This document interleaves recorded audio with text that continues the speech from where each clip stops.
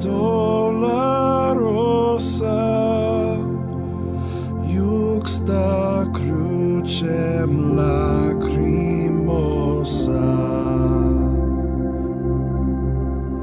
dum pendebat filio. And there followed him a great multitude of the people, and of women who bewailed and lamented him.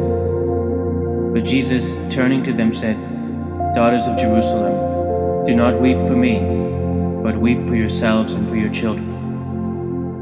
For behold, the days are coming when they will say, Blessed are the barren and the wombs that never bore, and the breasts that never nursed. Then they will begin to say to the mountains, Fall on us, and to the hills, Cover us. For if they do this when the wood is green, what will happen when it is dry? The eighth station. Jesus speaks to the women of Jerusalem. We adore you, O Christ, and we bless you, because by your holy cross you have redeemed the world. We come now to a rather mysterious station of the cross. Jesus is weak and he's worn. He's probably barely able to stand up, and he pauses to teach something to these mournful women. Do not weep for me, he says, but weep for yourselves and your children. Christ is the good teacher, and even on the way of the cross, he takes time to teach. His suffering on the way of the cross is evidently a cause of immense sorrow for those who love him. But in his teaching here, he is suggesting that there is a greater sorrow. He's telling them, don't weep for me, but weep for yourselves and your children. What is this cause of greater sorrow that Christ is teaching us about?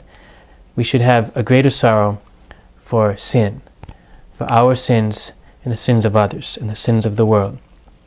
We should weep for our sins, perhaps not always physically, but spiritually, emotionally we should be sorry for our sins. Because sin ruins life. It disfigures our humanity. Sin makes us less human.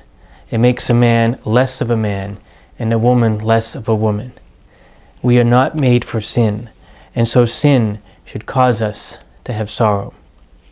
You know what happens when people don't have sorrow for their own sins? They begin to constantly accuse others of their sins.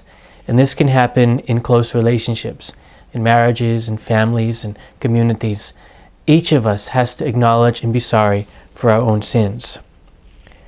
Christ is a divine person, and on the way of the cross he perceives all of the sins of all people of all times, and this is his agony. He's come to save us from our sins. Sin is the root of all of humanity's problems: corruptions, conflicts, violences, and wars. The root of it all is sin. It is only by sorrow for our sins that we can find healing and renewal, because this sorrow should lead us not to despair, but to hope in Jesus Christ the Lord, who loves us and who is ready to forgive us. May this station conjure up for us sorrow for our sins, and lead us to the sacrament of divine mercy, to confess our sins, to do penance, and to amend our lives, and to be forgiven by God himself.